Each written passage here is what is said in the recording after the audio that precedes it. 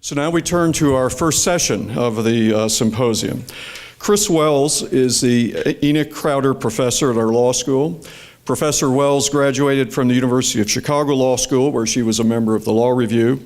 She joined the faculty here in 1993 and is one of the leading scholars in the country on free expression and free speech. She's the author of numerous books and book chapters, and her many articles and essays appear in such law reviews as Columbia, UCLA, North Carolina, Wisconsin, Michigan, Georgia, and Missouri. Chris will begin our opening session with remarks that frame the interconnected ideas of the First Amendment, the university, and conflict management. Chris?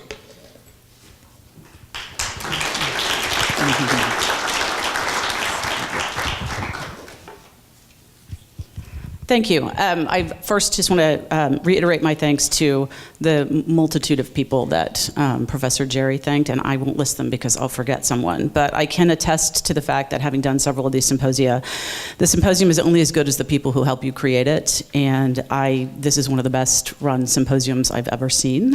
Especially, I want to thank Professor Jerry, who took on so many of the really hard details, so I really appreciate that. And I also want to thank Associate Dean Helly and Dean Lidsky, who were really behind this vision the entire time, as well as Professor Jerry, who also served as the director of our campus committee on protests and public spaces, which I think would have floundered without his leadership. So thank you very much for all of that. All right. So my task today, and you can see this in the program, is to articulate a frame for the First Amendment, the university, and conflict management. And I saw that and thought, well, that sounds easy, especially in 20 minutes, which is what I have. So I want to do that primarily by making some overarching observations about the relationship between the First Amendment and conflict that I hope are relevant to some of the discussions that we have today, because there are going to be many different approaches that you see.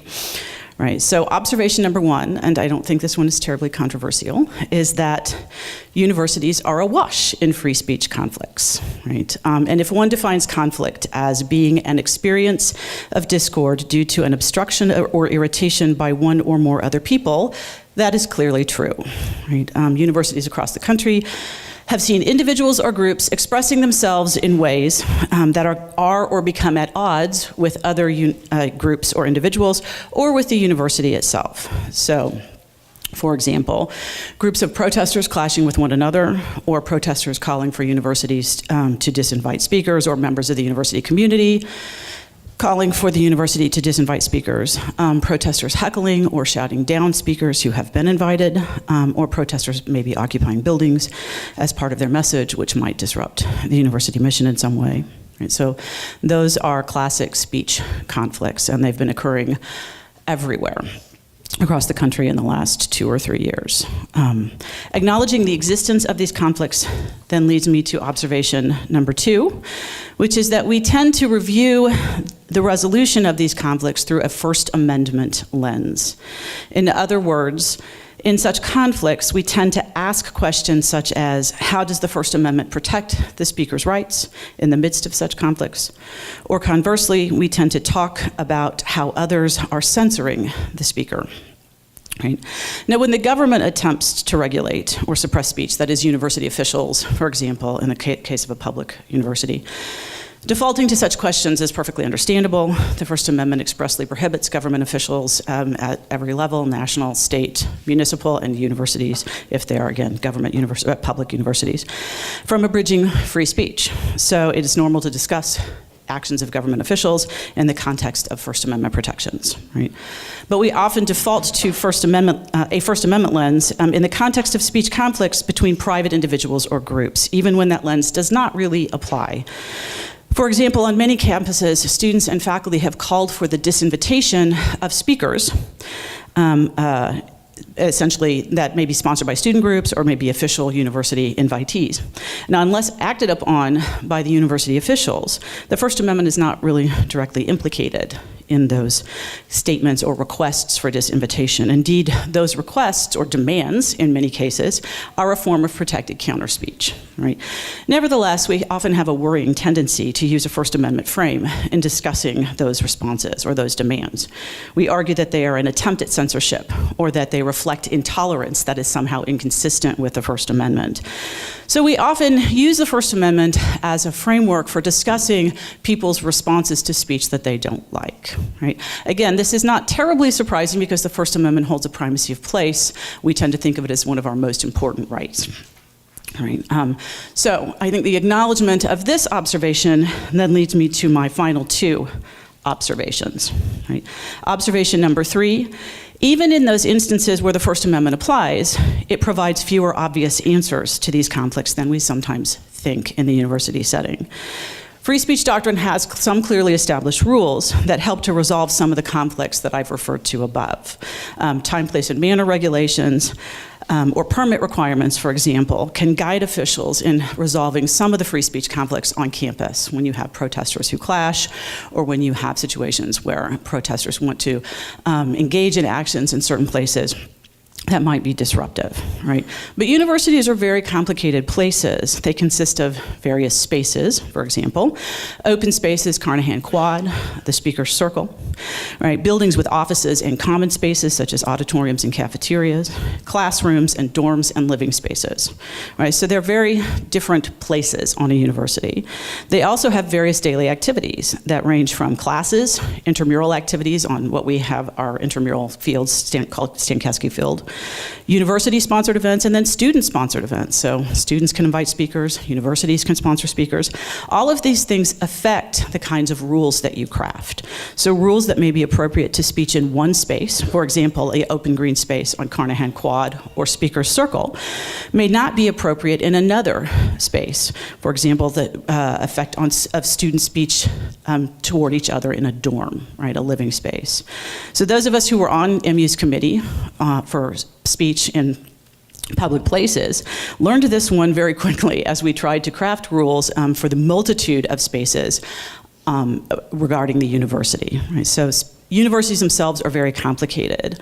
Right? The second thing with respect to universities is that it's not entirely clear that a university sits in the same position as a city to which it is often compared, and on which the Supreme Court has imposed quite restrictive rules for when city officials or state officials can restrict speech.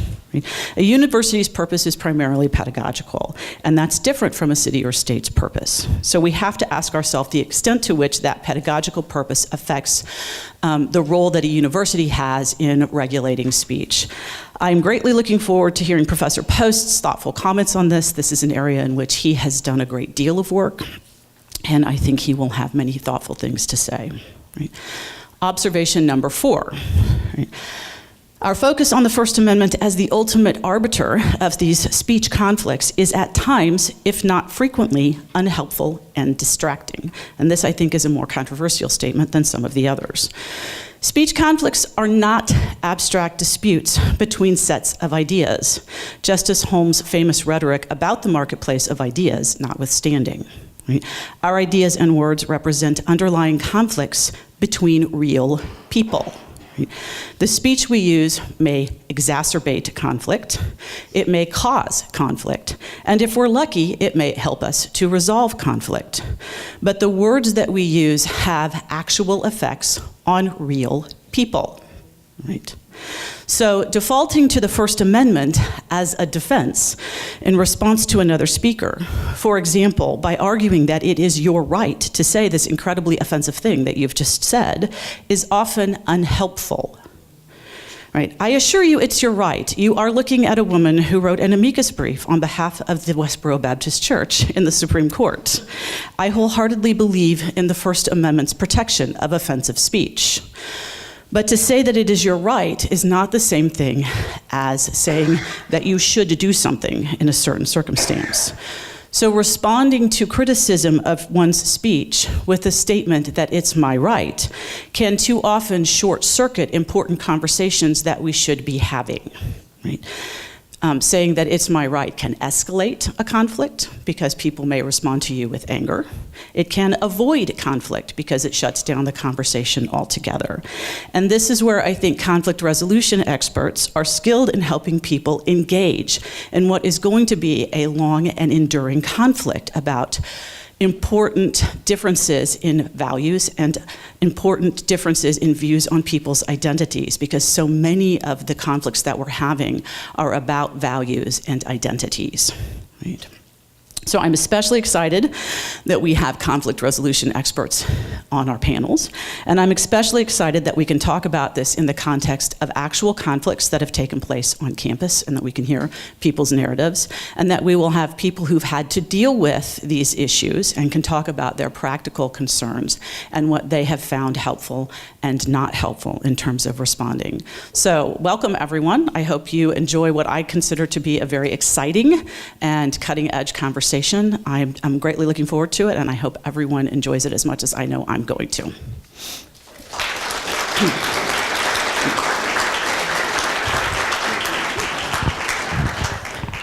Thank you, Chris. That's a very useful framing to start our conversations. I'll ask our panelists for the first panel, if you could come down and take seats here at the front.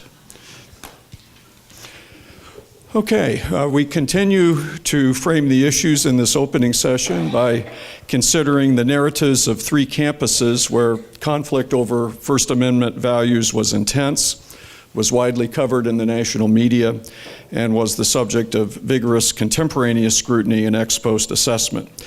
We're going to hear from representatives of each campus that has intimate knowledge of not only the actual experiences, but of the dispute resolution processes that existed before these events or that were considered or implemented afterwards. We're going to go in alphabetical order by campus. I refer you to the detailed speakers bio section of the Symposium website for information about each of the speakers, but I'll introduce briefly each of them now. The narrative for Auburn University will be given jointly by Dr. Taffy Benson Clayton, the Vice President and Associate Provost for Inclusion and Diversity at Auburn, and Julie Huff, the Director of the Office of Strategic Initiatives and Communications in the Office of the Provost at Auburn. The narrative for Middlebury College will be given by Dr. Boishaki Taylor, currently the Dean of Students at Middlebury College, but who on January 1st will become Middlebury's Vice President for Student Affairs. And then the narrative for the University of Missouri will be given by Ivania Woods, a PhD candidate in the Department of Sociology here at the University of Missouri. Ivania was the graduate student representative of the Chancellor's and Faculty Senate's Ad Hoc Joint Committee on Protests, Public Spaces, Free Speech, and the Press, which considered and recommended to the university new policies and practices on the subject listed in the committee's name. And I chaired that committee, and I'll tell you that Eva did marvelous work as a member of it, and we're glad, Eva, that you could spend time with us here this morning. Each narrative is going to be about 15 to 20 minutes, after which we'll have some discussion among the panelists. We'll allow time for questions from the audience. When that happens, if you could come to the 2 microphones that are in front, and I'm going to serve as the mediator for the panel. So allow me to relinquish the microphone to Auburn University. University of Missouri for hosting the symposium and for the opportunity to be here and share our insights of our experiences at Auburn. Having gone through this firsthand, we and I both, or Dr. Clayton and I both understand the dissonance that is generated when an institution's shared values are challenged and its opportunities for rich discussion are at odds with conflicting speech that is oftentimes considered to be uncivil. What we have learned, and we're excited to share with you today, is how Auburn chose to address this type of conflict in a way that not only allowed us to navigate 2 instances of controversial speakers on our campus, but also enabled us to identify constructive opportunities for future education and resolution. So we felt that some context would be helpful. So I wanted to just provide you all with a brief amount of context that we feel shapes our institutional narrative. Many of you know that Auburn is a land-grant peer of Missouri. We are the largest land grant in the state of Alabama, and we maintain several nationally ranked instructional and academic programs, particularly in the STEM fields. In terms of size and scope, this fall we reported, when we took our census, reported record enrollment of just under 30,000 students and a freshman class of just over 4,800. So we are fortunate to attract good numbers of academically prepared students with higher GPAs than we've had in previous years, unprecedentedly high GPAs. But when I talk to people about Auburn and explain the uniqueness of it, I really talk about our creed. And the creed was actually an important factor in our conflict resolution strategy over the past year. The Auburn Creed is a statement of values that our students, alumni, faculty, and staff strive to live by, and really set an example for how we articulate expectations and accountability for behaviors. And so you hear a lot of people talk about the Auburn family, and it's really what we mean when we say that. But since prior to last fall, we had experienced a lot of success in achieving our strategic goals relative to student success. We'd enhanced, as I said, the academic profile of our students, improved our retention and graduation rates, and we're fortunate to have record engagement numbers by our students. We have a very, very engaged student body, all the while maintaining a strong commitment to increasing underrepresented students and faculty on our campus. So in 2015, the events here at the University of Missouri really served as an opportunity and opened our eyes to some bigger, more pressing issues relative to inclusion and diversity that we felt we wanted to identify and address as a campus. We started to ask the right questions and learned that the experience for some of our students had included things such as microaggressions, uncivil discourse, disparaging statements, a lot of times, taking place, as was mentioned, in a dorm room, in a classroom, or as many of you know, on social media, where it's much harder to manage and respond to. So the fall of 2015 really became a time of inquiry and growth for our campus. Our president launched the first comprehensive campus climate study that looked at what were the internal and external institutional barriers and where were our opportunities for growth, strategic growth. And I won't get into the specifics of it, but being very closely involved with that process, we engaged well over 3,500 individuals and learned a lot about our campus. And we identified some areas of strength and some areas of significant opportunity that would enhance our climate. And this included not only increasing our underrepresented students and faculty, but really looking at our organizational structure and where were the opportunities to really support and evoke these values in all aspects of the university. We saw that there was a strong desire from our students for more inclusion and diversity science in the curriculum. And we also saw that there was a need for a strategic emphasis on funding and resources for scholarships for our students. So I say all of these things to give you some an idea of this culminating effort that we called AU Together. And that was the findings of the campus climate study that really, alive and well on our campus, is a broad initiative designed to bridge areas of opportunity and is really moving our campus forward in very meaningful ways. Immediate actions, as Dr. Clayton will mention, included key leadership changes within our Office of Inclusion and Diversity, a renewed emphasis on these values as an institution, including a revised mission statement that was unanimously endorsed by our Board of Trustees, increased programs, and just really a greater dialogue about these issues. So I share this with you because by the fall of 2016, Auburn was well underway toward implementing the 17 recommendations outlined in the study, and there was a sincere, unified sense of commitment to do the work necessary. As Dr. Clayton has taught me, experience informs strategy. So at the same time that we had these really wonderful efforts that were ongoing, a different narrative began to take shape on our campus that was strategically aimed at disparaging statements towards minority students, different religious groups, and other affinity groups. Flyers on campus that were posted by a group unaffiliated with the institution known as the Auburn White Student Union promoted a rhetorical strategy that was rooted in a lot of anti-Semitic, white supremacist messaging, and it really brought to the forefront this very rigorous debate about free speech while upholding our institutional values and our creed. So our first experience with a controversial speaker occurred actually last fall prior to Dr. Clayton's arrival. In fall 2016, the Division of Student Affairs learned that one of our student organizations had invited an individual very well known for controversial statements and inflammatory rhetoric. So the issue immediately divided a lot of the students on our campus into a side that advocated for free speech and a side that viewed it as hate speech and encouraged the student organization to uninvite the speaker to campus. Having completed the climate study, we felt that we were at a strong advantage here. We knew what the temperament of our students was. We knew what the tone of our students was.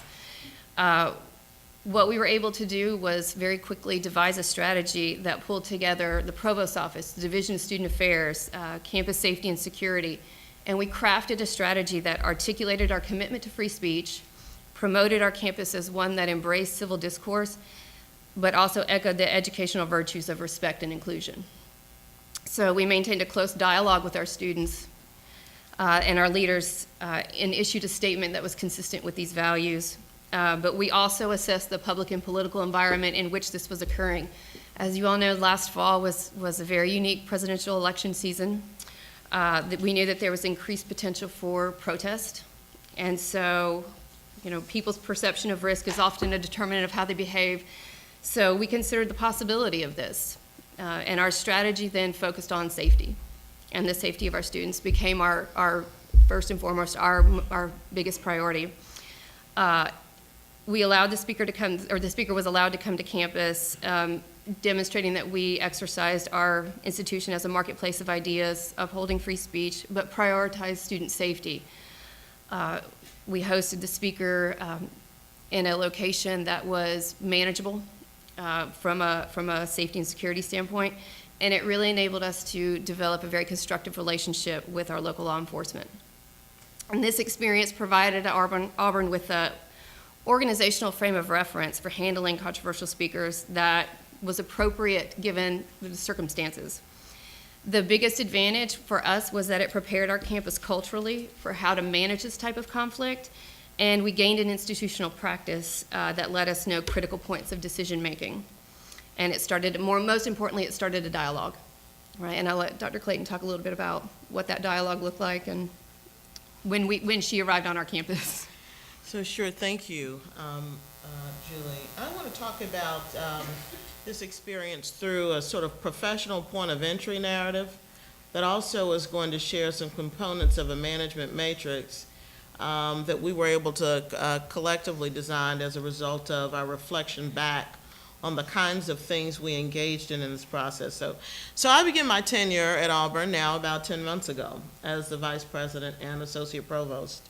It was actually December 2016, and with respect to context and environment, which you will see on our slide, there you have it. So these are the buckets as we thought about what were the things that we were doing operationally to manage our free speech situation in the moment, which I'll dig a little deeper into in just a moment. So with respect to the national context and environment, my time at Auburn when I started was nearly a year after the fall 2015 protests here at the University of Missouri. And those protests were a precursor, in my view, to broader expressions of and displays of student unrest among students at universities across the nation. Within a year's time between the Missouri protests and my entry, I transitioned into a campus environment that had several important indicators of commitment. They were particularly important to me coming in as a new person leading diversity and inclusion.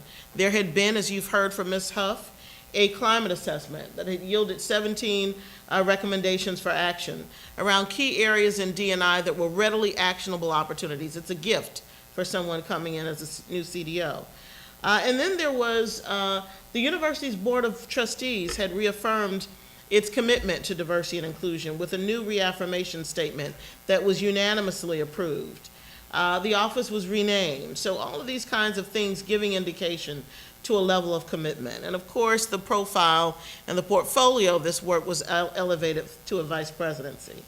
I was impressed with the support and the commitment, and I was witnessing an engaged campus around these kinds of issues. And interestingly, as things often happen, right, against this backdrop of support for D&I work and for equity and for students, we began seeing activity from an unofficial student organization that Ms. Huff has referenced, the White Student Union, and the creation of and posting of anti-Semitic and racist flyers on campus.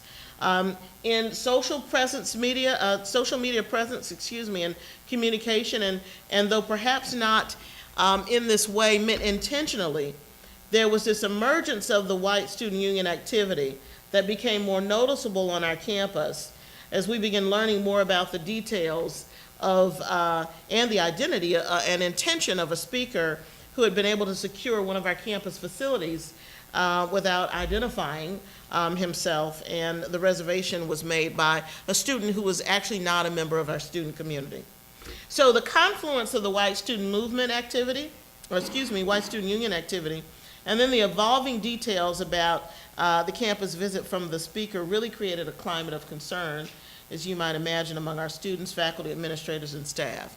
And here are the kinds of things that we were experiencing when we really got about 7 days out from the experience. A surge in social media communication regarding the visit of the speaker, reference to the upcoming campus visit by the speaker in the Washington Post, over 200 emails from alums, from parents, over 150 phone calls from parents and alums as well, and numerous student inquiries, faculty inquiries, inquiries from folks across our campus, to Student Affairs, to OID, which is the operation I run, and of course to the President's office. Our institution found itself, as so many institutions across the nation have, in this interesting context of having this forced tension between enduring values that are critically important to our institutions: free speech, diversity and inclusion, civility, and community. And so, as we look at sort of working our way actually through these various areas, and I think I've skipped ahead, but I want to talk about the leadership bucket, the strategy bucket, communications and messaging fairly quickly here. Key members of our leadership team were at the table and were engaged. There was the provost, of course me, the VP for Student Affairs, the VP for Finance and Administration, our general counsel, the director of campus safety, and the director here for communications and strategic initiatives. And we began planning in earnest, I think about 7 days out from the speaker visit. It was at that point that we actually knew who was coming to our campus, because again, we had not known. Colleagues were at the table in what felt like a real situation room, monitoring, assessing, sort of thinking together and mapping strategy about how we were going to approach the management of this experience that we weren't quite clear exactly what it would be. And so, from a strategy point of view, the leadership team involved monitoring the evolving events. It was a very fluid situation. We were apprised of dynamics, all forms of communication, including the alumni email that I talked about, the discussions that were going on across the campus in organizational meetings, the social media details regarding the speaker-related comments and events that are highly unmanageable, and it's not something that we could necessarily influence. Safety and security was, of course, a concern. Faculty and staff, the faculty governance was concerned about what was happening on our campus. It was quite an interesting brew. We lent our talents to those things that were our areas of content expertise. So you had communications professionals and D&I professionals working on the institutional messaging. And you had student affairs professionals finalizing the plans for an alternative event, because that was pretty important, giving folks an option. We had campus security coordinating a really formidable allied security force made up of folks throughout our county, our law enforcement professionals.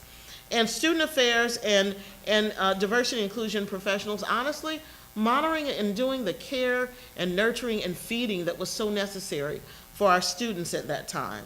Lots of things going on. In effect, when I look at it, and if you see the matrix that you only saw quickly because I was scrolling so quickly, we had this values and responsibility kind of integrated approach to managing this. We were always leading and thinking about our values, which were, again, some of them in tension and conflict.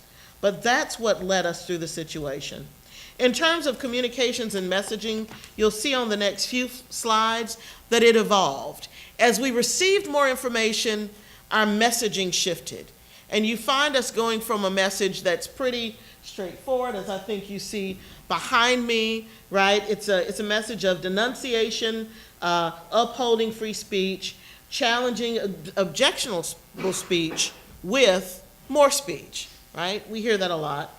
And then there was this important message that we needed to send about our creed, about our institutional core values. This was really the taking a moment, time, and space to really talk about who we were institutionally and what we valued. And then you saw a third message that was relatively informational in nature, came from our OCM newsroom, but was still a part of the messaging strategy that occurred. And lastly, when we found out that our decision to not go forward with the event, canceling the event, was then met by a decision by a federal judge that we certainly respectfully complied to. And so various messaging that I would say was quite substantive in our strategy. And so our messaging, I said, was informed by our values and by the responsibility that we knew that we had to keep safety and security first. There were also important critical decision-making points, which I think is pretty important. As the date grew closer, campus constituencies, parents, and alumni concerns and fears became heightened, right? We really felt the intensity of what was happening. The social media discourse really became more uncivil and became much more, we got many more unconfirmed reports on social media of things like busloads of students coming to our campus. We really didn't know what to expect, and there was some degree of alarm that was generated. I already talked about the email responses that we had to respond to in terms of our messaging, also the calls that had to be made. But here was one of the important things that I think was probably a key takeaway from this really entire experience, is that we engaged all aspects of shared governance in our decision making. We were in the situation room with representatives from the faculty, representatives from staff, from administrators and professionals, and from the SGA. We shared the facts as we knew them, and we went around the room and asked, what should the institution do in this instance? So we had a very collective decision-making process that I think was probably one of the keystones to our work. Moving along quickly here, in terms of the learning opportunities and educational outcomes, we determined, as we engaged those shared representatives from governance, that we would create a learning opportunity and an educational experience out of this. We didn't know quite how it would look, but we wanted to really be able to delve in to free speech, civil discourse, and have it as an institutional initiative. And we did so. Out of that was born something called at our campus Critical Conversations. And our first two speakers were Professors Cornel West and Bob George, both of Princeton University, one a current professor, one professor emeritus. You may know that they are co-authors of the Statement of Support for Truth-Seeking, Democracy, and Freedom of Thought and Expression. About a month before our incident, they were pushing a movement to really be able to look at matters of free speech and the incredible important nature it has to the academy. These brilliant minds who are ideological opposites, that was very intentional too, to have that modeled. Civil discourse can happen, and it should happen on campuses in ways that we promote. In closing, I would say that managing these types of situations requires substantial institutional capacity. It requires expertise, it requires collaboration, and it requires a lot of resources. And I'm sure some others will be talking about that. This is a new normal It's a rather recurring reality that I think we're going to have to adjust to and even get much better at. But the outcomes for us chiefly are collaboration, strong leadership, strong communications and messaging, shared governance and decision-making, and of course, a lasting educational initiative that will extend into next year and hopefully, in our view, for years to come. Thank you very much.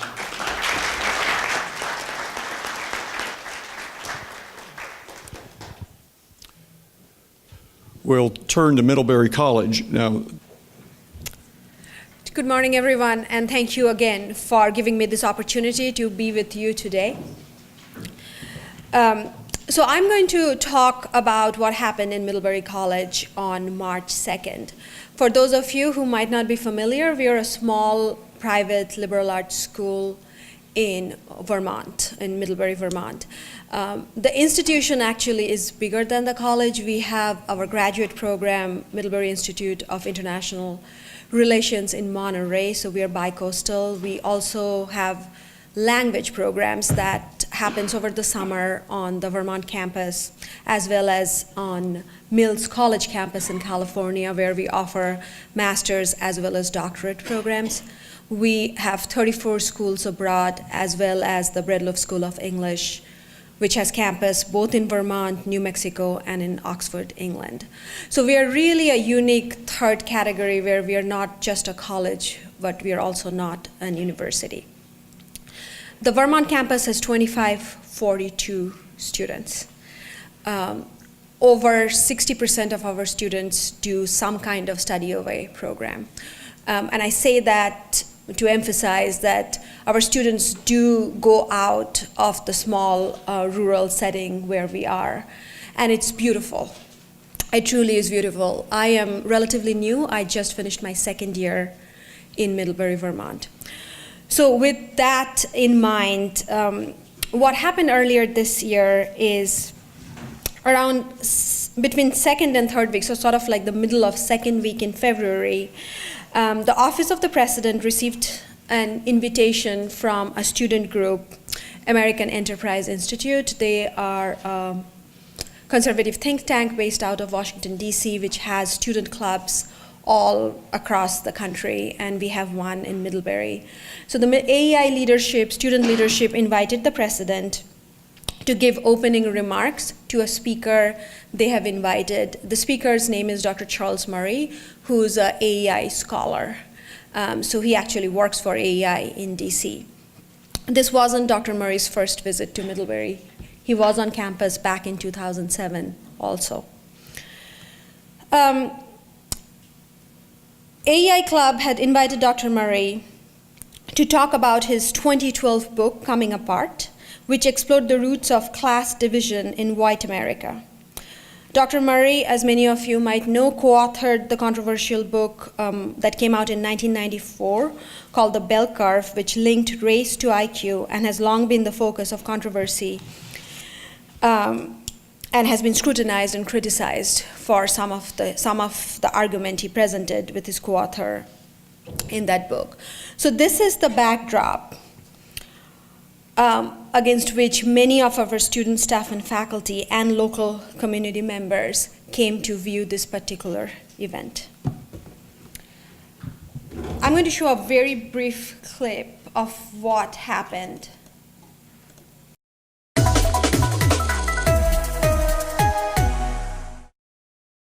Well, it's all quiet here on Middlebury College's campus now, but that was not the case just hours ago, as hundreds of students and community members met up here at the Student Center to protest Charles Murray's lecture, and they ended up changing the course of the evening.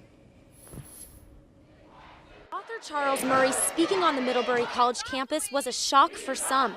I personally felt as if my community was sending me the message that I did not belong, like as a woman and as a person of color. Murray's visit led to this scene on campus. Hundreds protesting against a man they feel is a white supremacist. He's got a message that is not something that I think is tolerant, amounts to hate speech, and I feel particularly strongly that the college should not be endorsing it, and I think they are implicitly, maybe explicitly endorsing it.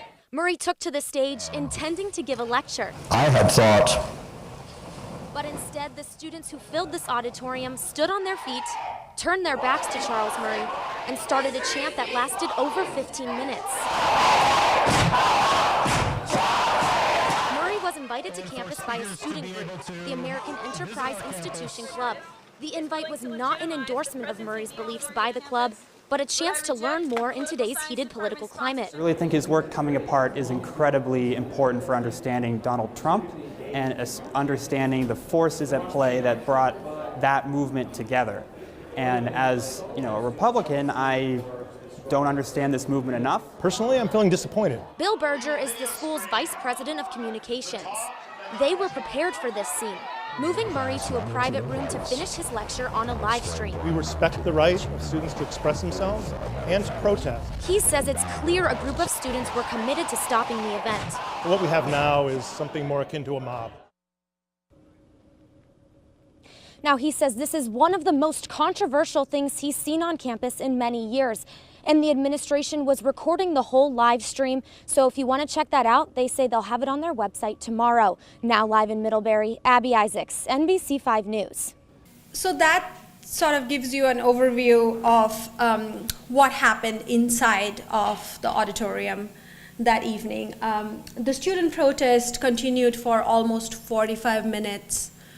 And it continued during the time the live stream was happened. So when we realized that we cannot allow the speakers to continue speaking on the podium, we moved them, as you saw, for live streaming. What's not on this video, but I think is really important for where we were as an institution that evening, is to share with you a couple minutes of our president's opening remarks that was perceived by many as a sign of endorsement of the institution for Dr. Murray. Thank you all, every single one of you, for being here. Thank you. Allow me to state the obvious. We are a left-leaning campus where a student group, the American Enterprise Institute Club, has invited Charles Murray to speak on his new book, Coming Apart. Mr. Murray's work is deeply controversial. Some of it is also influential in the public sphere. Our college policy states that students, student organizations, faculty, and staff at Middlebury College are free to examine and discuss all questions of interest to them and to express opinions publicly and privately. Here is my practice. I am here because if my schedule is free, I always respond to a student request.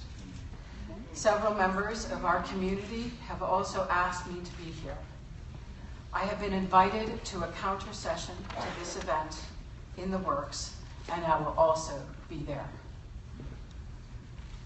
I hope that today's talk and this community's reaction to it does not make me rethink that practice.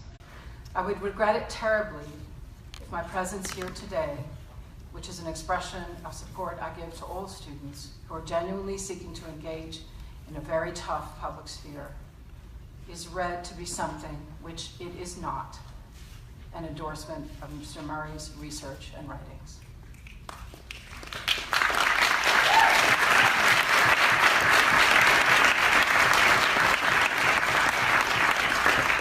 I will state here that I profoundly disagree with many of Mr. Murray's views.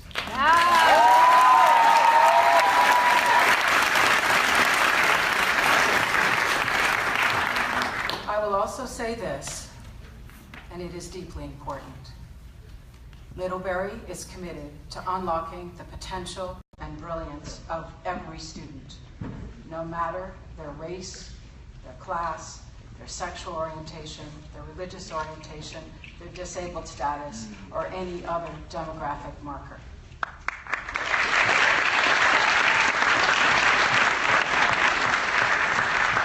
If you are here, it is because you, every single one of you, earned your way here.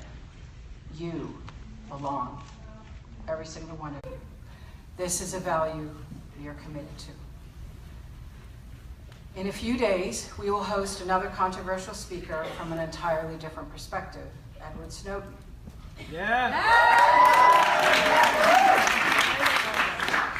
What do these appearances have in common? For one thing, they will have Allison Stanger as an interlocutor.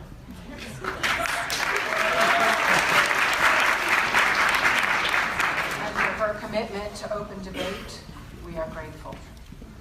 Second, both conversations will, I trust, be filled with open challenges, the beginning of a robust public sphere. I have asked, since my arrival, that we start the hard, painful work of building that public sphere at Middlebury, and you all are doing that today. Thank you.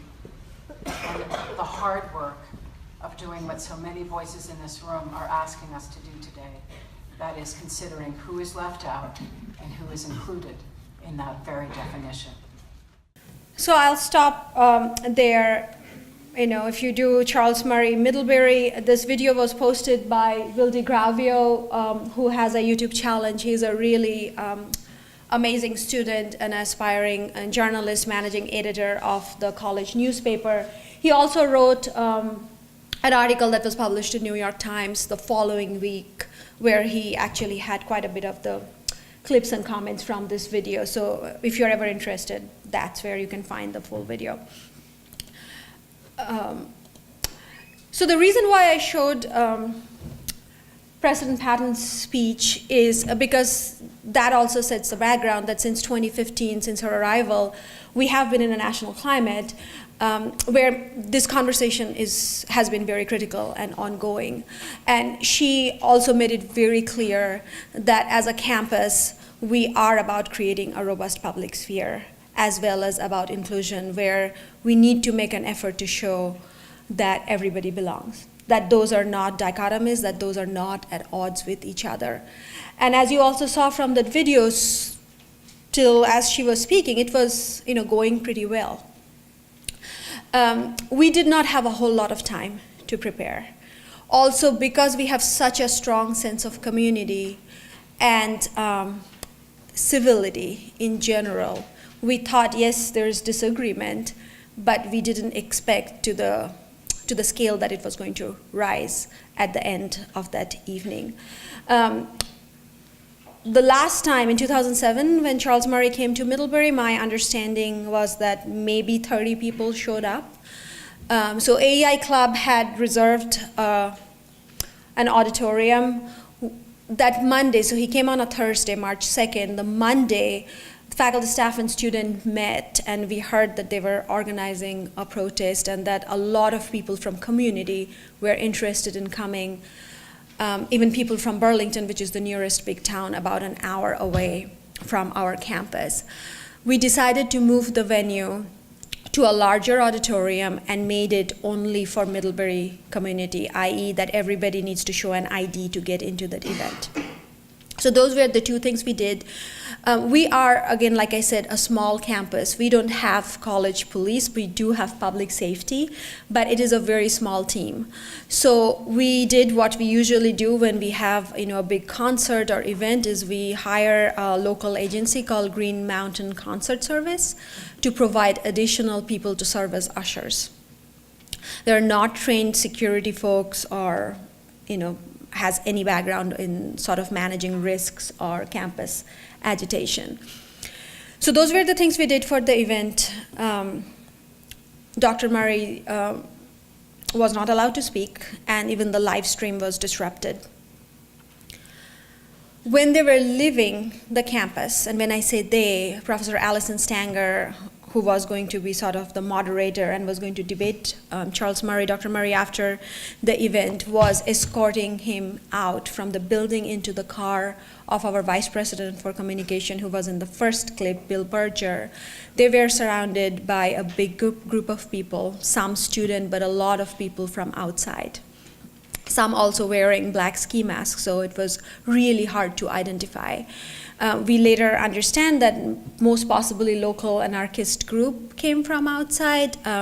They were not obviously inside the actual auditorium, but outside. And March 2nd in Vermont, those of you who are familiar, it's dark. It gets dark very quickly. In this confrontation, Dr. Stanger got hurt. She had a whiplash and experienced a head concussion, and it was really difficult for them to get out of that mob scene. Our public safety officers did the best to get people away from the car, and eventually Bill Berger was able to drive away. And I think that changed the dynamic of the evening from violating just college policy around demonstration.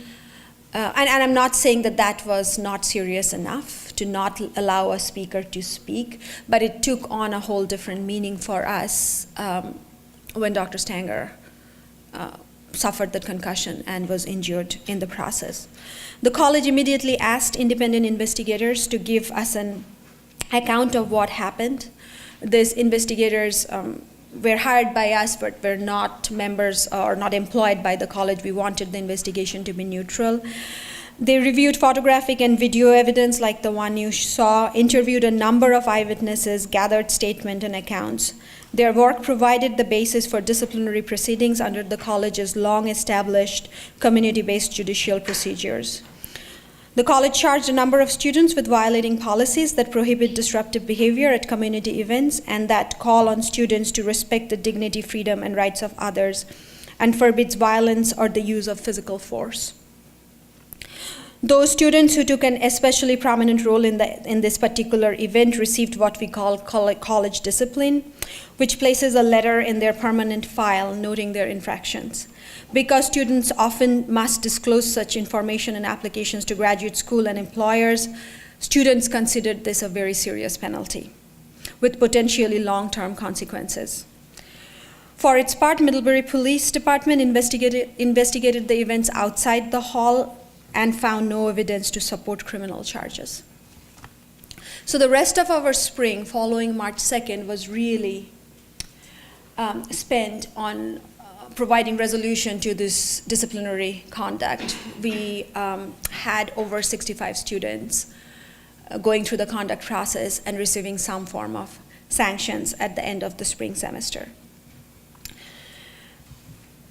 So what I want to focus now a little bit is what we did not know, right? So one of the questions, and we received, like your office, really upwards of hundreds of calls and letters from alums, community members, people we don't know, parents, and they really came down on both sides, right? Some said, you didn't do enough. All these students, just find them. You have video, you can do an investigation, find them, expel them immediately. Others called and said, they stood up for their right. They stood up for what they believed is right. Do not do anything. All disciplinary action should be stopped and dropped instantly. So what we did not know is we did not know how divided the campus can get. We always took a lot of pride in the fact that we are such a small community and that we have this strong core sense of who we are. And what this exposed is that we are not that anymore. We are fractured. We did not know that there will be physical violence. That's something we did not anticipate. Students should protest. We actually have a very good protest and demonstration policy. We encourage students to engage in civic and civil disobedience, but in the right way. So we also learned that we need to do more, that we haven't taught them how to engage civically and what civil disobedience mean. We also realized how deeply hurt some of our students, staff, and faculty and community members are. We are not a big city, so we hardly have a whole lot of separation between the town and the college campus, right? So we are sort of all in one.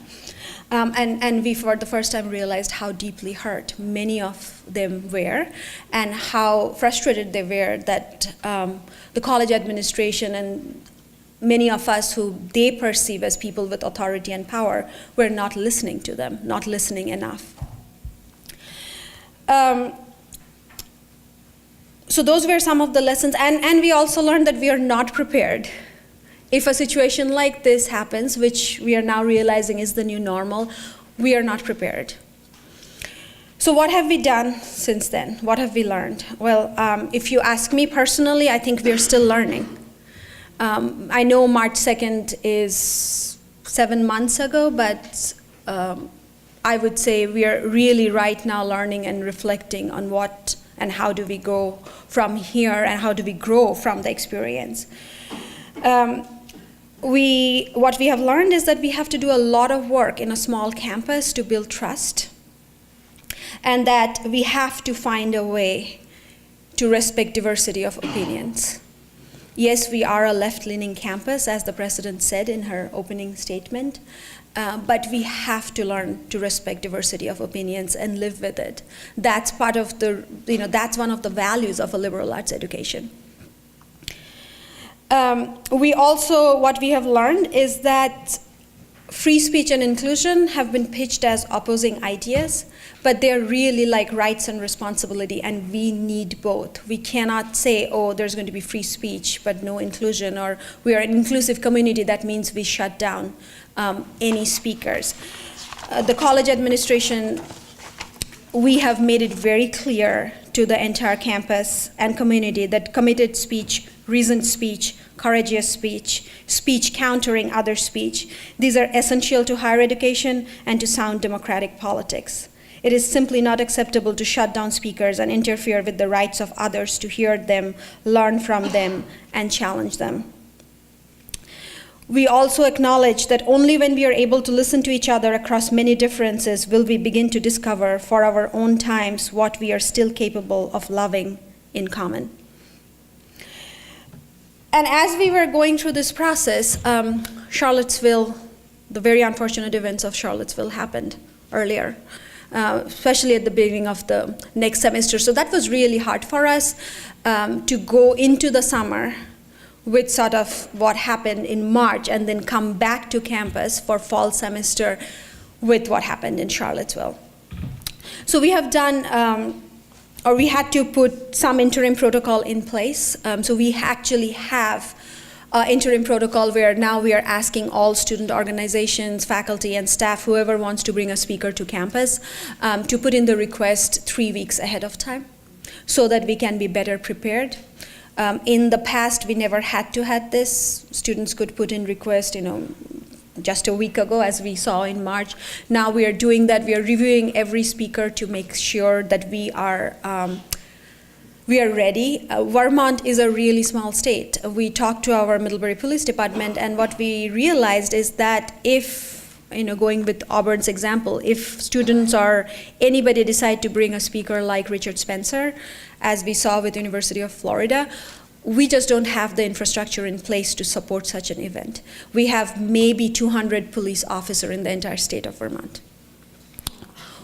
We just cannot guarantee safety. So the interim protocol for us, our student health and safety is our primary focus. We don't want a single person to get physically hurt, like it happened with Dr. Stanger. And we cannot provide that. So that's one of the main reasons for the 3-week period, so that we can decide, we obviously want to allow speakers to speak irrespective of their viewpoints within limits, but we cannot provide that safety, and that's really important to us. We have since then also formed a committee on free speech and inclusion that is led by our provost, Dr. Susan Baldridge, which has 4 faculty, 4 staff, and 4 students, so equally represented, that are really talking about, okay, where do we go from here? How do we bring this, right now dichotomized or polarized idea of free speech and inclusion together for our campus? We have started a series on critical conversation. If you Google critical conversation Middlebury, you will see some of the things that we are doing.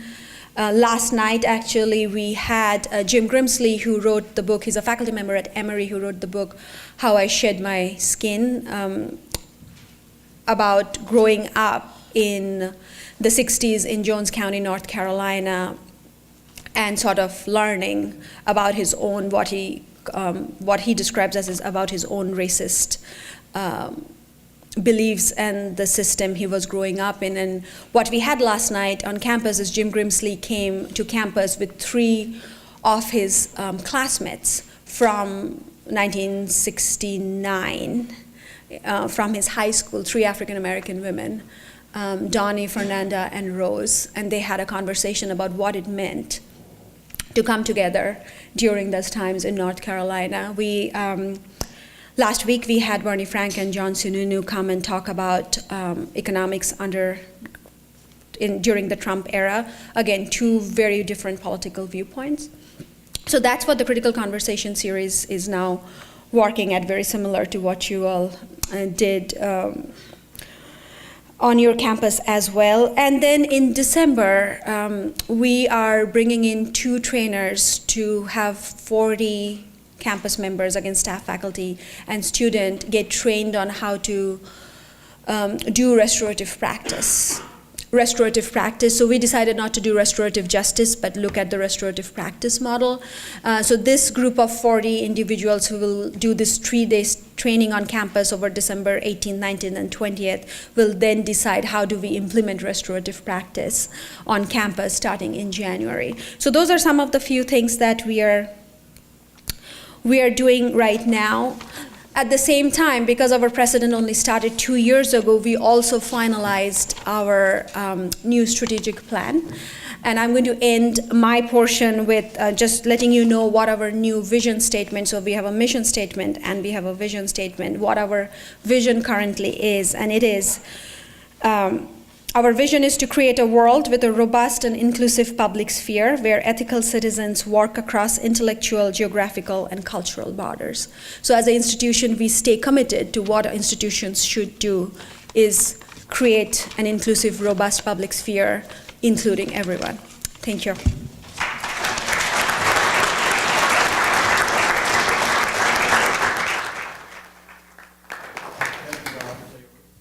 Our third narrative involves events that are more familiar to most of us in the room. But we have the perspective of someone who was deeply involved in the problem-solving phase of the issues here at the University of Missouri. So, Ivania Woods, let me turn the microphone to you.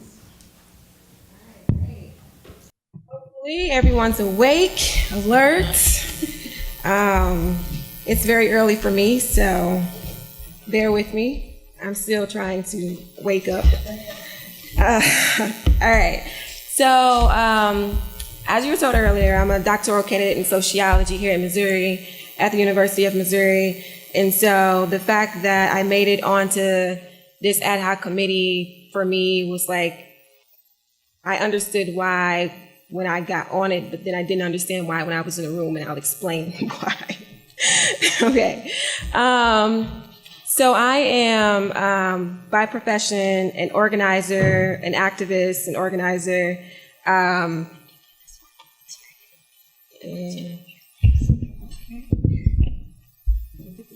Get my Beyonce in real quick. Yeah, so I was directly a part of the fall protest of 2015, but apparently, as you can know, most people in this room already know, but of course that's why we're here, student unrest on campus. We had the ad hoc joint committee on protest, public spaces, free speech, and the press, and I was the graduate student representative on that committee. There was an undergraduate student representative as well, and the committee was composed of a variety of different people, from general counsel for the system at the system level, and there were so many lawyers. Chris, of course, was on it, the Professor Jerry, Dean Jerry, I don't know, like what we're doing here, but he was the chair, and we had, Henson, who was the lead of the division of the diversity, equity, and inclusion at the time. And I was not a lawyer. So very interesting times. And so what's different from the setup of the committee to the people that you've heard prior to me speak is that our committee was set up post the protest. And so the protest that you're all familiar with, not to limit that, those were the only protests happening on campus. As far as like racial concerns, there were there was like a different protest every week for different reasons here at Mizzou, even though that's the one that got most of the attention of the media, and really because of the football team. But there was, I just say that to emphasize that there was a lot going on. Whatever you saw on TV, that was like a small little snippet. There was a lot going on campus. So by the time the committee had began, though, unrest had substantially sided here on campus. So unlike the people you've heard before you, we weren't in the midst of a lot of unrest when this committee was formed. And so we didn't have to, think about this in a time frame where we only have 3 weeks or we only have a week. Like we had time to take our time and to actually think this through and figure out what it was going to look like. So I want to preface with that. All right. And just like, what you heard before, we here at Mizzou initiated a lot of the same programs or made a lot of the same decisions that other universities made. The Division of Diversity, Equity, and Inclusion was formed on campus. The director of that division started a working group, which is similar to what they were saying, where there's public discussion. It was students, faculty, community, open to everyone. Community in the sense that non-campus here who live in Columbia were interested in partaking in that. And also the Office of Civil Rights and the Title IX office were combined into one division. But I'm just going to speak. So multiple efforts were made. This ad hoc joint committee was one of them, and it was the chancellor's committee, and so we were all either appointed or asked to be on it. And at first, I was very weary because, like I said, I'm an organizer/activist to be on the committee. But the first meeting eased a little bit of my fears, and as we continue, they continue to ease up, and I began to participate more in the process. So I was asked to be on the committee by the Graduate Professional Council, which here at the university is like our student government for graduate students. Like I said, I originally didn't want to do it, but it was between me and one of my best friends, who's a great, fabulous colleague of mine. We talked it over and decided that I should do it. So it was basically her being like, I'm not doing it. So I was like, all right, I'll do it. And so with that, I walked in the first meeting not really knowing what to expect and realized immediately that it would be a crash course in the First Amendment that I did not know was as complicated as it apparently is. So we had a lot of meetings of me like trying to wrap my head around law. Again, I want to iterate, I am a doctoral candidate in sociology, and wrapping my head around law in wording, like Chris was saying in her introduction this morning, words mean things. There was a lot going on, y'all. But I hung in as best I could, and apparently, I did a good job, so we'll leave it at that. But we started out at that first meeting looking over this statute. Here in Missouri, there was a statute passed by our state legislator by a very conservative state legislature who probably, it was so vague. It's like this vague statute where it's like, you have to allow students to protest, but it's so vague that we were like, does this contradict federal standards? And what can we do within these guidelines here on campus that we won't, break this? There were multiple interpretations of this statute that had passed. And so from my perspective, what I had heard from students before this meeting, I had not actually read the statute, was that it gave us like a free-for-all. We could do whatever we wanted.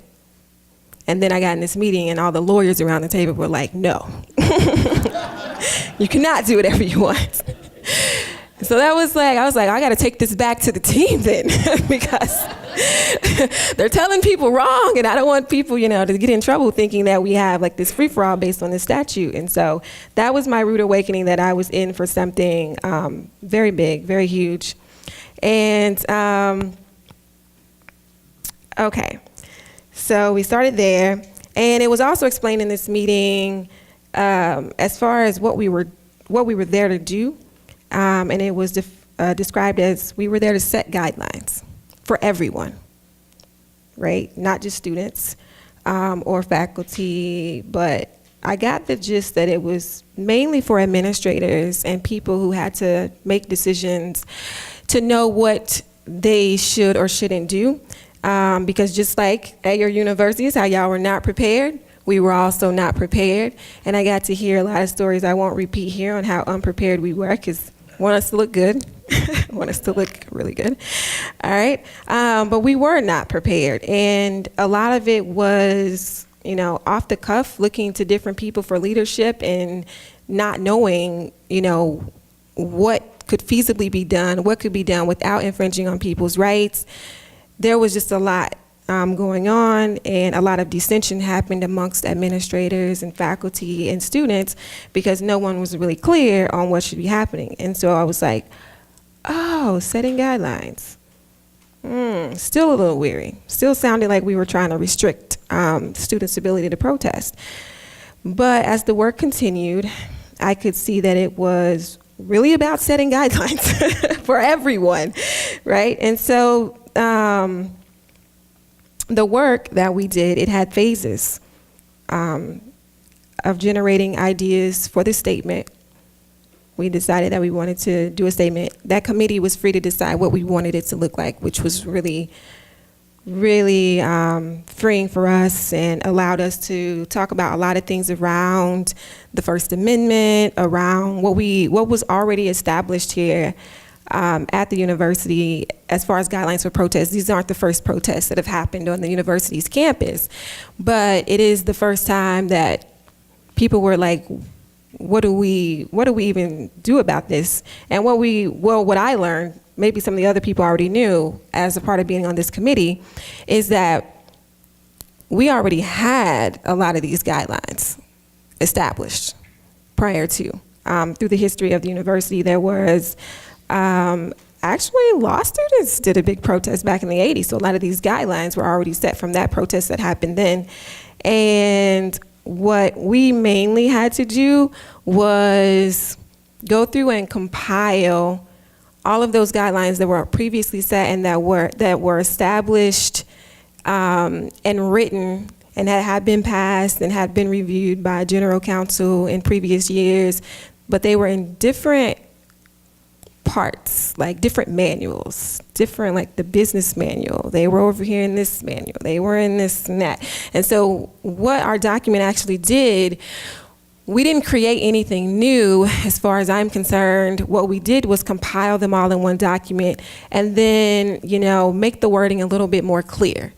That became our focus, was generating a way to compile all of these guidelines in one place and then to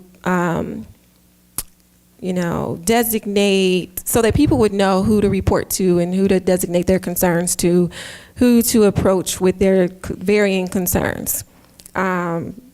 Establish some order, which is what institutions do. So there was that.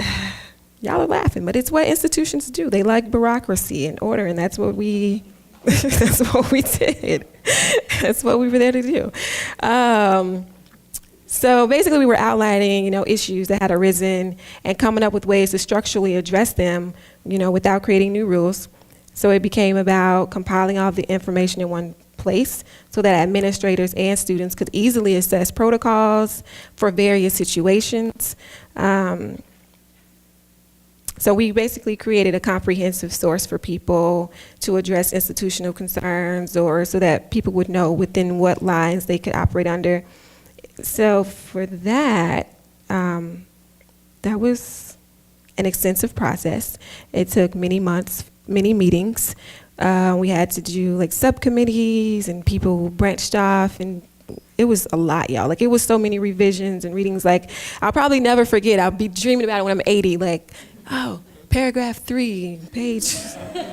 Yeah, it was a lot. And so, but it wasn't dry. The first meeting, I was like, oh my God, I am not a lawyer. But I became really excited about it because I as an organizer, it's really good to know, you know, she spoke about civil disobedience, but civil disobedience is breaking the law, right? It's really good to know if you plan an action, if people are going to get arrested, if you're planning an action where people will get arrested, if you're planning an action where you don't want people to get arrested. It's good to know what the rules are and what the guidelines are. But by nature, yeah, civil disobedience is breaking the law. So if that's what you're set to engage in, it's good to know what those rules are. So creating rules for me isn't a bad thing as an activist or an organizer, even though it was saw by some of my constituents in this situation, but really my peers, as a bad thing. They saw it as limiting student protests. Now, mind you, I'm the graduate student representative, so I have to listen to my peers, but the thing about that is that none of them directly came to me as their student representative on this committee. I usually heard things, you know, by Facebook posts, or the chair would be like, I've been in conversation with so-and-so, and I'm like, great.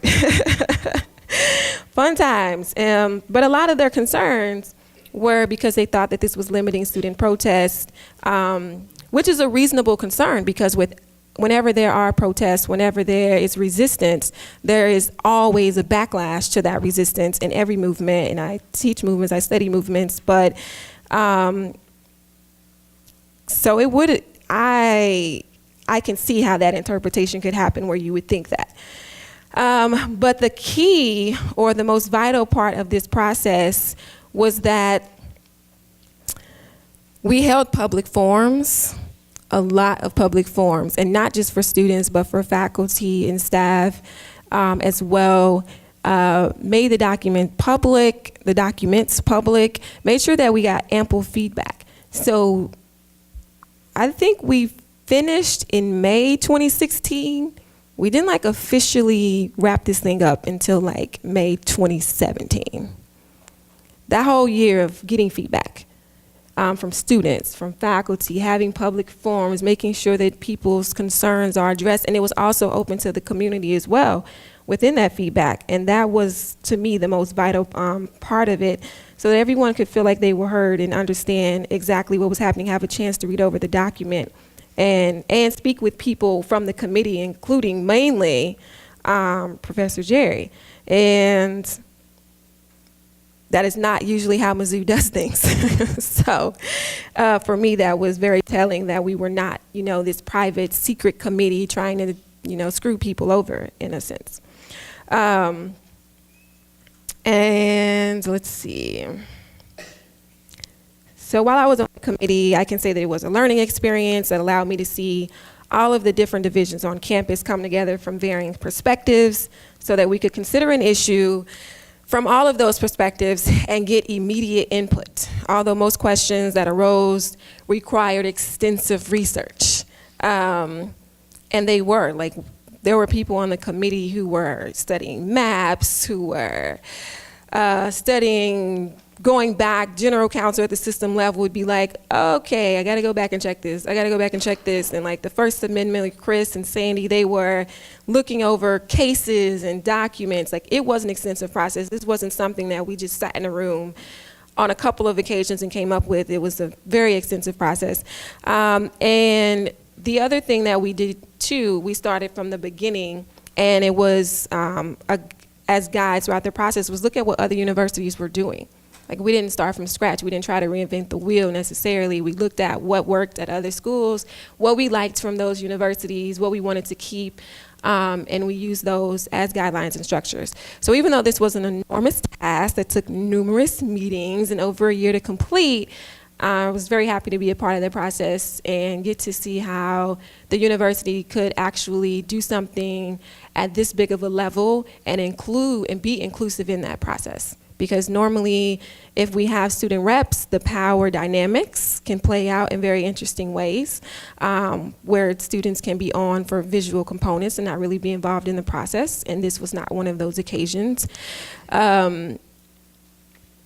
Although we could critique and say, oh, we did have an undergraduate representative as well, who, you know, I think graduated at the end of 2016, which just left me, and since she was about to graduate, didn't attend as many meetings as I did, and so it was just like one student representative, but I'd like to think that I did a good job representing the students.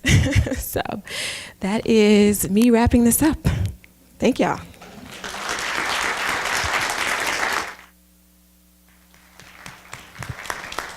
Well, thank you to all our panelists. You know, in a program like this today, when we move toward talking about the ways we manage conflict and the way we resolve disputes, what we do here is set the table to take a look inside some campuses that have had these conflicts, so that we get a picture of what exactly it is we're talking about. And, you know, we could have had many different narratives here today, but we've had three that cover a lot of different territory. We have 2 large campuses and 1 small. We've got 2 public universities and 1 private, which may support, you know, an analogy of we resolve disputes differently in a city than we do a home. It's not a perfect analogy, but it's something to keep in mind as we move through the discussions of the day. We've got 1 campus that had a background statute. Eva talked about the Missouri statute, and and the other campuses do not. And that's an important point, because in the summer of 2015, the Missouri legislature, as Eva mentioned, passed a statute that said every outdoor area on public university campuses in the state are traditional public forums. Now, that's every outdoor space. And you know, you think about that, what the legislature has done, if anyone other than Dean Post or Dean Litsky or Professor Wells, they would know what that means, but anybody else who reads that statute has no idea what the legal implications of that are. And that set the tape, that was the table set just a few months before events unfolded in the fall. So that was a very different environment than what was happening on other campuses. So the point here is there's a lot of complexity in these different events, and these details really matter with how we think about conflict resolution and how we manage it.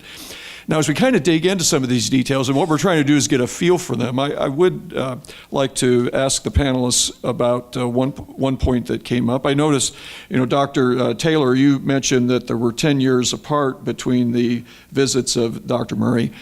10 years is an eternity in this area.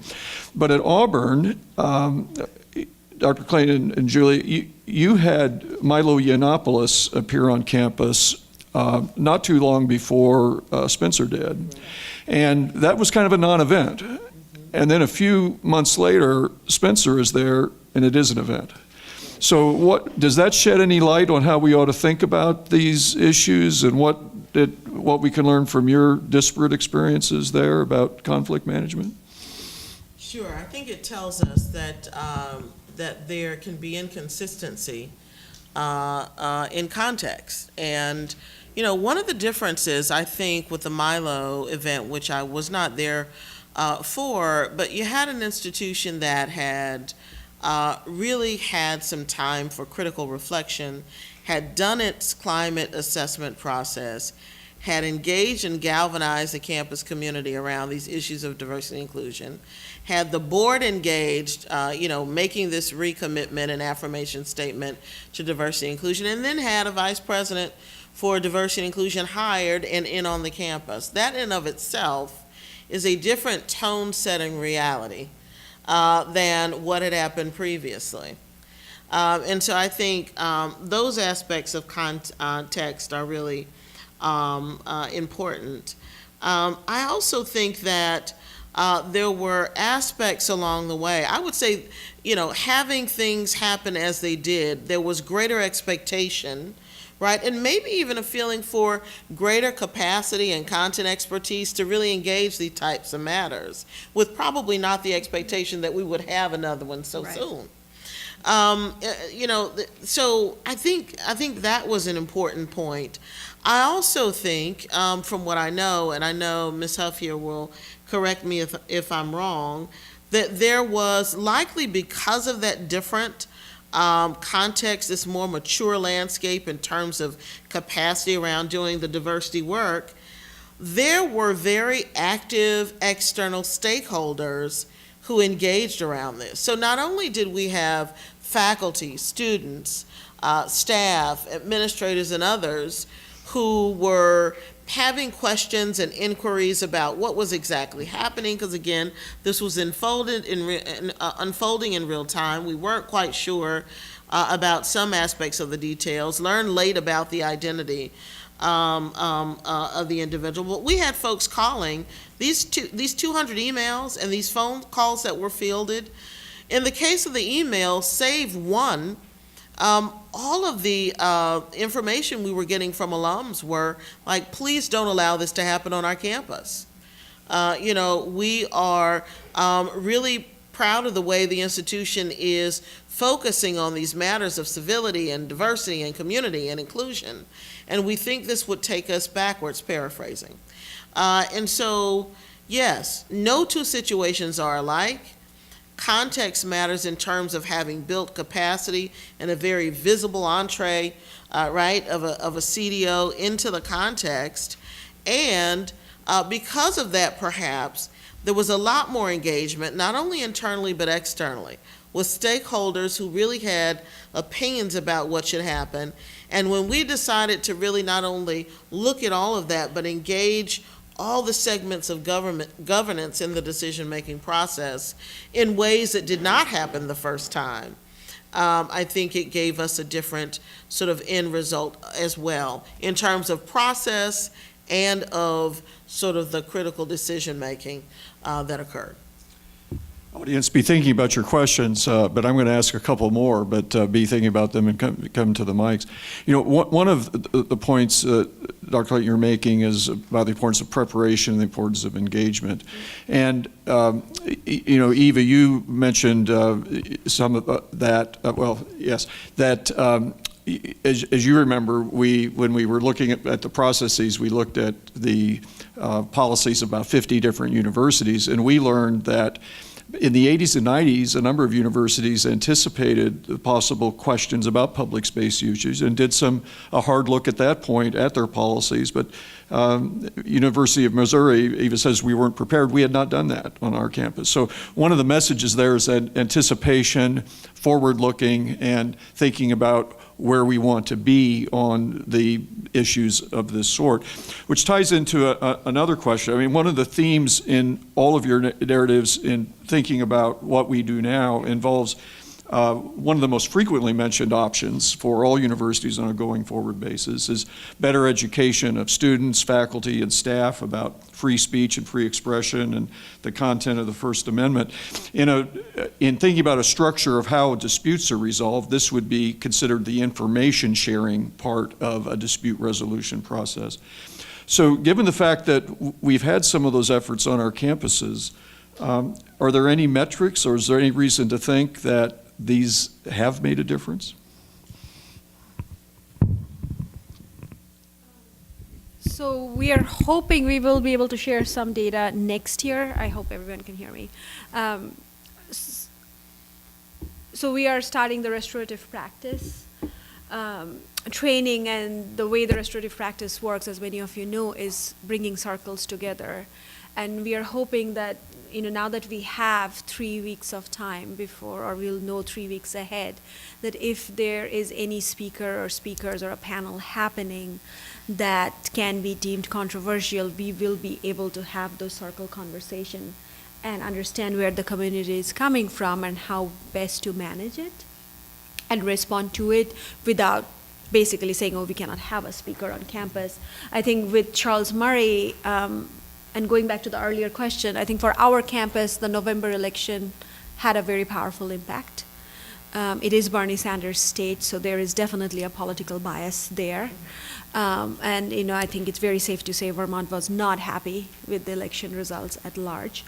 And it was hard, and it kind of increased a sense of marginalization among many students, also with some of the policies of the new government, including what is being proposed for DACA, for a travel ban against people from some country. One of our faculty member who's from Iran, was held back, could not travel for 2 weeks on his way back from there. So there were many things, I think, that impacted why there's a 10 years gap, but why suddenly Charles Murray was received the way he was received on campus.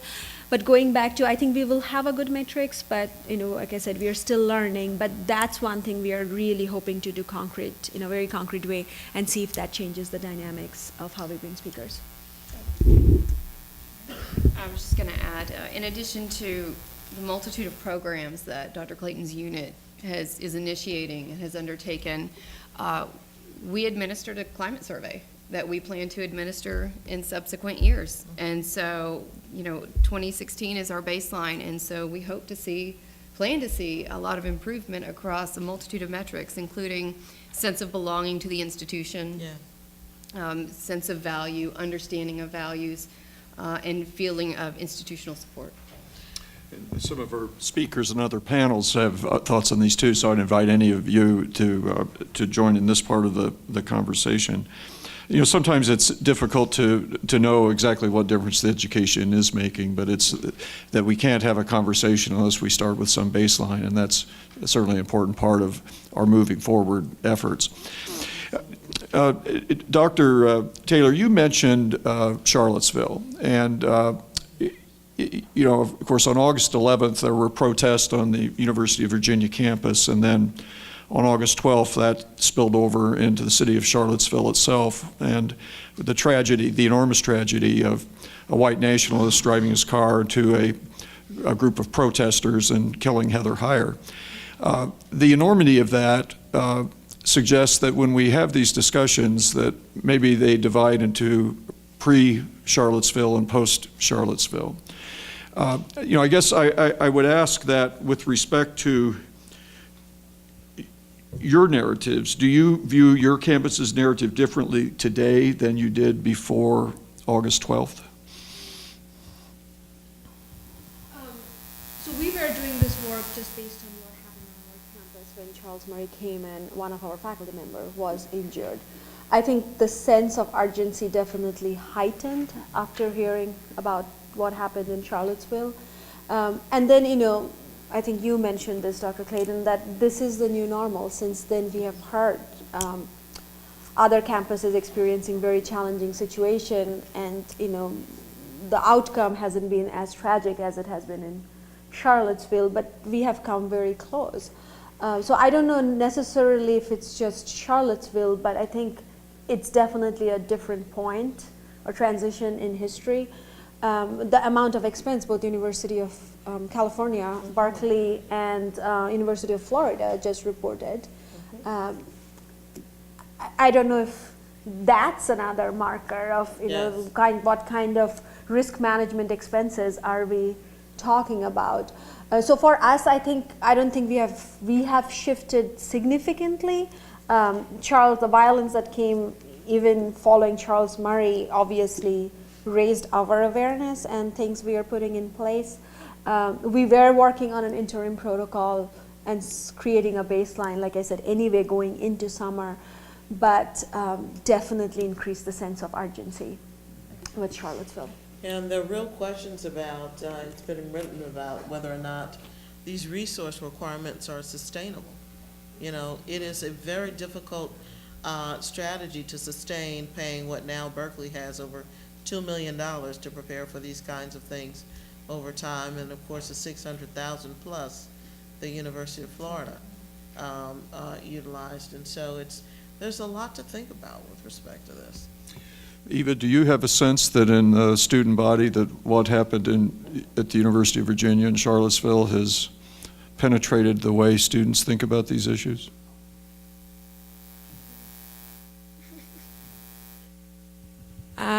I am trying to graduate, and so,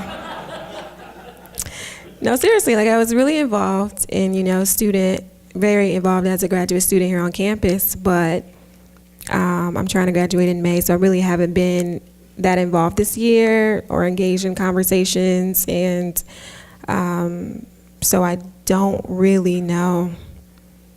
I wish I did, but You're working on a dissertation, as you and I have discussed, and in between my trying to recruit you to the law school, which is thus far been unsuccessful, I'm hoping for a turn in that, because you do think a lot like a lawyer, I'll tell you that.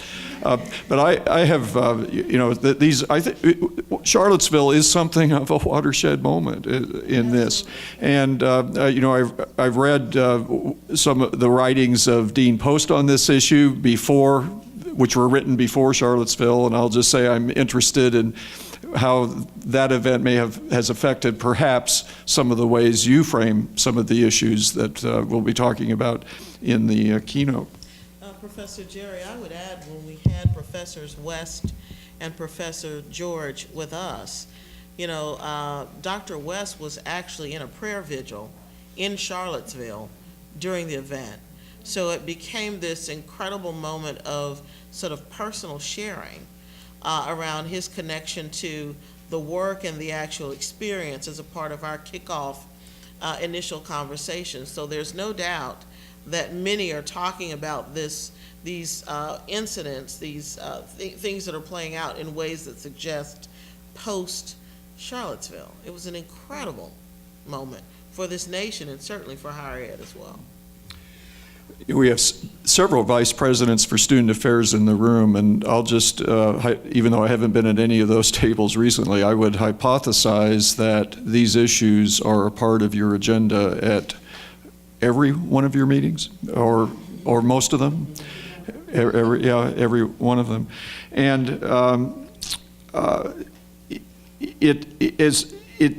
every campus in the country has a potential to be dealing with this type of conflict management issue. And even, I don't know about you, but I have wondered many times why some of this hasn't come back to the University of Missouri campus. And but I guess the question I would have for each of you is, that there could be another one of these situations arise on your campus. If you have another event like this in 2018, given the work that you have done, as you've described in these efforts, do you have predictions on the ability of the campus to engage a repeat? Which is another way, I'll just say, of what is your sense of how effective the conflict management dispute resolution planning you've put in place already would be in the next time around? I think at Auburn we felt that it was as well planned as we could, but we were humble enough to understand that we didn't know precisely what to expect as well. And I remember a conversation with the provost where we said we really won't know how well we've done for months to come. But we did feel that we had prepared in the most meaningful and thoughtful ways possible. I do think we find ourselves now with a relative template. I think we find ourselves with greater capacity and strength in our collaborative abilities to work together collegially and to think these things through, right? It was never a sense that it was only the CDO's responsibility. And part of that is that I think the work should be very collaborative in nature when we deal with issues of this type.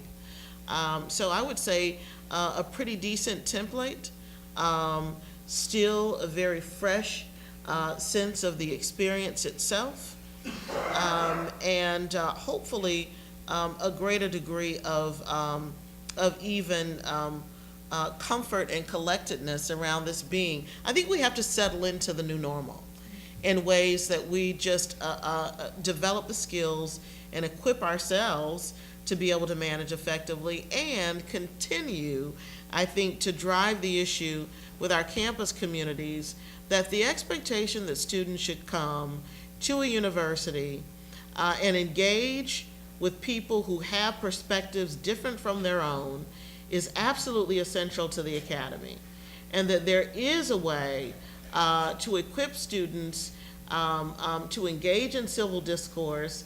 And that's why these kinds of initiatives like Critical Conversations at Middlebury and at Auburn are so important, because I think when we are involved in initiating that as a priority for the institution, that it becomes more embedded, and it doesn't immune us from these kinds of things, but I certainly think it positions us better.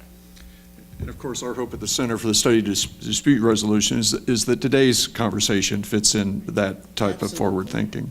Dr. Taylor, anything that you would add on that? So yeah, we are definitely better prepared. Now, I guess our imagination has stretched beyond what we thought would never happen on a campus like ours. And I think the scope of the Middlebury, Vermont campus is a little different because we are so small. I think we really have to go back and revisit with our students. I'll take back before I go in there. I think we really need to listen to our student. We are not a very diverse campus, so we really need to listen to our students who feel marginalized. We have a new president who from day one has been saying that inclusion is our everyday ethic, and that responsibility cannot be on the students who feel marginalized. That change has to come from who see as themselves as being in the center as part of the hegemonic discourse. And then going back to what I was trying to say earlier is I think we also, as a small liberal arts campus, really need to rethink how we see ourselves. What's the role of a liberal arts college? Are we home? Are we just a residence? Because many of our students who are there see that as their home. Or we are a liberal arts institution that really fosters critical thinking and argument. And I would argue that we are both. There's not a mutually exclusive situation whether you're a home or you're a college. Civil discourse is something that we foster everywhere with respect. So I think we really need to redefine some of those things, but I think we are definitely much better prepared to engage now than we were in March. I would add that we have to own it. And on our campus, we have to own it. It is a part of our narrative. And so now for us, we feel a responsibility to have the constructive narrative going forward. So we're not afraid to own it. All right, let me preface this by saying there are people in this room who are better equipped to answer this than I am. But from my position, what I see, keeping in mind that we have a very hostile state legislature, forgive me, any state legislators who are hearing this, I am not attacking you in any way. But they're very hostile to the university and the leaders here to perform their roles in the way that they've been hired to. And so keeping that in mind, I feel like we have leaders in place who are illustrating, even if only on the surface, that they are hyper alert or hypersensitive, I feel, in their anticipation of squashing turmoil or upheavals or uprisings before they arise. I have seen that shift. When we were deep into 2015 and prior to, we had a chancellor who was not very responsive, a president who was checked out, and a chancellor who was not very responsive. And now I can say that I see differences. I don't know how deep they go. At least on the surface, it appears to be so, that we have people in leadership positions who, have illustrated either by their communication with student leaders and faculty leaders and their willingness to consult with us at a higher capacity than they were prior to fall 2015. So I think in that way, they keep their ears to the ground and they're more in the know, and it's not like these stark divisions between students, faculty, staff, and administrators. So I think the anticipation of something happening is always there. I'm always being asked, I feel, even though I am checked out, about anything that's coming up or any concerns we should be worried about? Everybody's on their toes, are we doing a good job? They're asking for feedback and they're asking for input. And so I think as long as we keep doing that and actually do it, take it seriously, then yeah, I would say that we're in a good position here at the university to handle the situation if it arose. And I could use an example of when the semester started, this semester started, and we had the flyers on campus. And I can't exactly remember what were on those flyers. I know I saw them though, but it was basically a recruitment tool of some white supremacists trying to recruit students into their organization. And they were plastered all over campus, everywhere. And immediately, like, people took to social media, and we got, like, you know, emails from administrators. We got, you know, people at the top, like, honing in on this immediately and not waiting. You know what I mean? Like, usually before 2015, the wait time in between events and communication from leadership was very weak, if like even existent. And so now I can see some changes in that way. Thank you. Well, this panel, I think, has succeeded in giving us a lot of insightful ideas and setting the table for our discussion this afternoon about dispute resolution in the context of free expression conflict on university campuses. Before we thank the panelists, let me do a bit of housekeeping. We're at the top of the hour, so we'll have a 15-minute break. We'll resume promptly at 11:15 in room 7, which is the large auditorium-style room directly below us on the basement floor, and there we'll gather for the much-anticipated keynote by Professor Post. So please join me in thanking our panelists.